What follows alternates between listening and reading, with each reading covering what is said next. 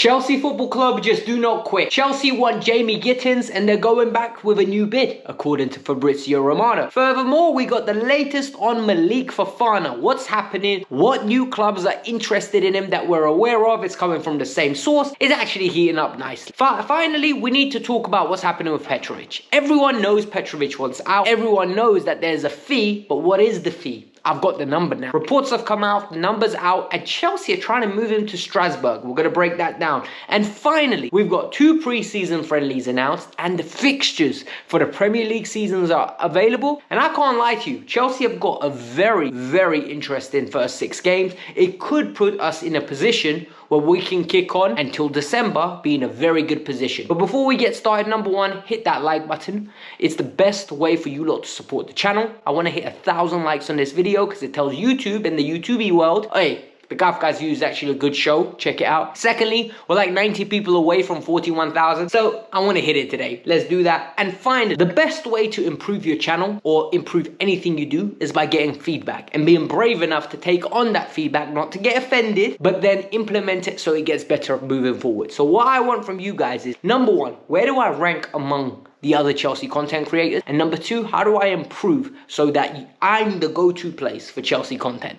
I'm the person that as soon as something happens related to Chelsea or football, you don't say, you know what? What's Alex got to think? And it's the best way for me to improve. So let me know. Don't be too harsh, like in sense of personal, but constructive criticism, more than welcome. I got thick skin. Let's get it started. Jamie Gittens. First of all, it is bloody hot in here. It is absolutely boiling. I'm here in a t-shirt that's oversized and we need to talk about Jamie Gittens. So what's happened? What we know is Chelsea wanted Jamie Gittens. Chelsea went in after Jamie Gittens in aggressive fashion. If this was Football Manager, bruv, there's no passive, there's no like assertive. This is aggressive. The team talk that Chelsea had with Dortmund was, listen, 50 million euros. 55 million euros, and the deal never happened. What's happening now is Fabrizio Romano said Chelsea are going to go back in and Chelsea are going to send a new bid. What happened was that Chelsea's £42 million bid was rejected.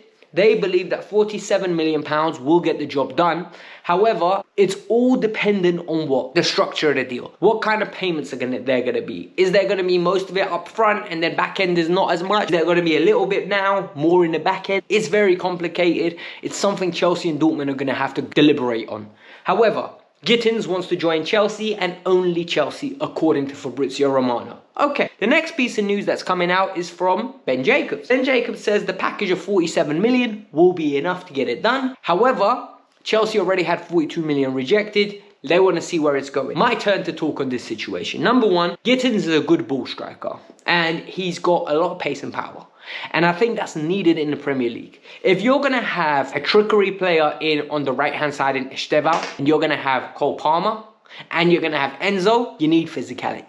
You're going to have Caicedo, you need Delap, you need Gittens, you need physicality. That's just the harsh truth. You need people that are quick, able to press, robust, strong. You need to go to St. James's Park and not get bullied, like without the ball. And I think in that sense, Gittens ticks that box. He's also a shooter. His numbers are looking good. Like I said, I've said it on many occasions. I'm going to reiterate myself so no one thinks I'm glazing this move. If I was in charge, I would be going after Rodrigo. If I can't get Rodrigo, I'd be going after Leao. If I can't get Leao, then I would be sitting back and saying, what's next? Because then you need to go and branch out. And this is what they're doing. They're branching out. Gittens is a branch out move. People want Nico Williams. I can't lie to you. I don't see much difference between Gittens and Nico Williams. I just think one thing is, one of them plays for Spain and has won trophies. The other one, if he played for Spain and won trophies, people will be talking about them in the same way.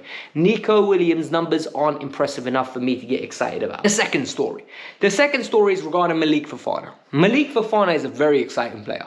He's somebody I've seen before. He's somebody I've heard of a lot, and I believe I'm confident enough to talk about him. A lot of people say he's physically weak. I don't think he's physically weak. I think for someone of his size, with the low center of gravity, maneuvers with the ball really well, maintains it, good positive dribbler, aggressive in the way that he attacks people, very quick, blistering quick in behind, can take the ball in tight areas and dribble out of problems. So from a technical standpoint, player's good. Numbers wise, nowhere near as refined as a Gittens. And also, Gittens has got more game time experience. And I think the key difference between Malik Fofana and Gittens is, Gittens has been there, done that. He's already had 3 years of regular first team football. Fofana's developing that side of his game. So if Chelsea are acquiring Fofana, for me, the fee has to be significantly lower. What's happened? According to L'Equipe, Liverpool are looking at him, and so are Man United. After that, we're going to have to decide what we're going to do moving forward. My perspective is very simple. I can't lie to you, I think Fofana has the higher upside. However, I don't think Fofana's upside is anything special to the point where I'm not willing to sacrifice it. What I would do is get Gittens, because if that's the two options I have, we all know what my option would be, but it's not available. So we're going to work in the parameters that we're given. We're responsible here. We're not going to play cuckoo land and make up stuff. We're going to be honest and transparent. I think Gittens gets done. I think this is a smokescreen. I think what they're doing is they're basically telling Dortmund, hey, be careful, because we will kick on. We will go somewhere else. We will move on. You will be stuck with a player that don't want to play for you. You'll be stuck with a depreciating asset because people will know he doesn't want to be here. Hold that money and send us our boy. We'll see what happens. Personally, I think we get Gittens by the end of the Club World Cup. The Petrovic news is interesting because what we've seen from the Petrovic news is the guy doesn't want to play for us anymore. Why? Because he doesn't trust our ownership, he doesn't trust our manager, and he believes he won't be given a fair chance, which I think he's entitled to. I think what's happened is you sign somebody. This is the problem with this model that I don't think they've yet realized, and I've been thinking about it, and what happens is you get all these young, ambitious players, right? You got Petrovic, in his head, he's good enough to come in. He gets a taste of first-team football, then you loan him out. He gets addicted to getting praise, addicted to doing well, addicted to playing and not sitting on the bench. And now he comes back to Chelsea and he's like, well, I don't want to sit on the bench. Look how many clubs want me. I want to go play football. So either play me or sell me. And this is the same thing that happened with Renato Veiga. You gave Renato consistent minutes. He got a Portuguese call-up, and all of a sudden, he basically is looking to play consistent football. There are rumours that Jurgensen is in the same boat, doesn't want to sit on a bench, wants to play consistent football. And this is what's going to happen when you acquire so many young players that want to prove themselves. They'll come to Chelsea, use Chelsea as a pedestal for a few games, and if Chelsea doesn't play them, they'll move on and they'll better themselves because they got Chelsea on their CV and they'll get a good pay bump out of it. So it's a shaky situation. There needs to be a balance struck. But I think, hopefully, we will. Look, this won't matter if Chelsea are winning trophies. If Chelsea are winning trophies, we'll be like, hey, don't worry. Remember, when we won the league, no one cared about De Bruyne. No one cared about Salah. It was just an afterthought. However, when you're losing, everyone looks at hindsight. Everyone looks at the opportunity cost of doing this was blah, blah, blah. Don't worry about it. The facts here that you need to know. Simon Johnson is reporting that it's 25 million, gentleman's agreement. First of all, let me tell you something, right? In life, there's no such thing as a gentleman's agreement because it's very difficult to find gentlemen. When this level of money is involved, it is very difficult to keep people on their word. And that's the harsh truth. People are going to say, oh, Alex, once someone gives their word, listen, once someone gives their word, there is no binding contract. Binding contracts are when it's written down, you got proof, and they can't go back on their word because you will absolutely sue. And in this situation, this 25 million don't mean nothing to me. Because if a 25 million pound bid comes in and Chelsea think, hold on, I could get 30 here, they might do it. And I don't put it past this board. I don't. So it gets to a point where we'll see what happens. Simon Johnson can say that number. I don't know how many clubs will bid it, but it'll be good business. It'll be doubling our money. And from the other standpoint, it's actually very interesting because Ben Jacobs says Strasbourg on. And if he goes to Strasbourg, I think this is just basically an accounting move. Like Chelsea keep the asset, player gets to play regular football. If he develops even further, Chelsea might acquire him back for 30 million pounds and all of a sudden, whoop-de-doo, Petrovic is back. But in reality, I don't see him going there. We've seen Monaco, we've seen Dortmund, we've seen Bayer Leverkusen. It only makes sense, right, that he's going to go to a club better than Strasbourg. My personal opinion. What's your thoughts on this situation? So, in terms of the fixtures, let's talk about the fixtures now because enough transfer rumours. What's going on here is that Chelsea are in the Club World Cup. The Club World Cup is expected to end, I think, the first week of July. What will happen is a lot of players will get around about 3 weeks off. Some will get 2, depending on how much they played, I assume. And then they're going to come back in 8 days later. They're going to revamp up.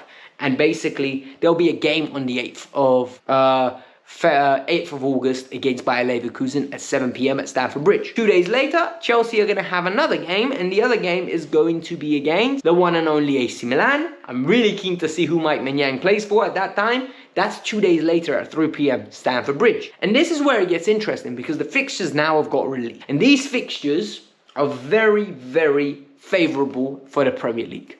Look, the Premier League doesn't have easy games anymore. Look at Ipswich, last year to us. You can't take these games for granted. But forget the promoted 3. The next 3 games are Palace at home, then we go to West Ham away, and we go Fulham at home. On paper, historically, we would say Chelsea should be winning all 3 games. However, can you put your hand on your heart and say, do you know what? We're going to get 9 points. I don't think so. What I do think is going to happen is we have a good chance. After that, we've got Brentford away. No more Thomas Frank. We don't know how they're going to react.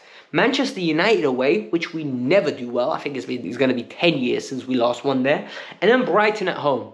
Look, those 6 games accumulated, it's 18 points. If Chelsea get 15, maybe even a cheeky 16, I'm going to be talking wild stuff. Genuinely, I'm going to be so amped up, because what it will mean for us is we're winning games that we should win, and more importantly, we've done the business that we needed to make sure we won those games. We do not have problems dominating teams. We have problems finishing our dinner. That we cook the most meanest steak. We do steak, asparagus, beautiful creamy mash, everything good. We provide it with a lovely drink of your choice. Whether you like alcohol, you get a lovely Bordeaux wine. Whether you like fizzy pop, we get you Coca-Cola straight out of production. You like orange juice, it's squeezed. Those oranges come from Valencia. It's one of those things. Problem is we've got no one to finish the dinner.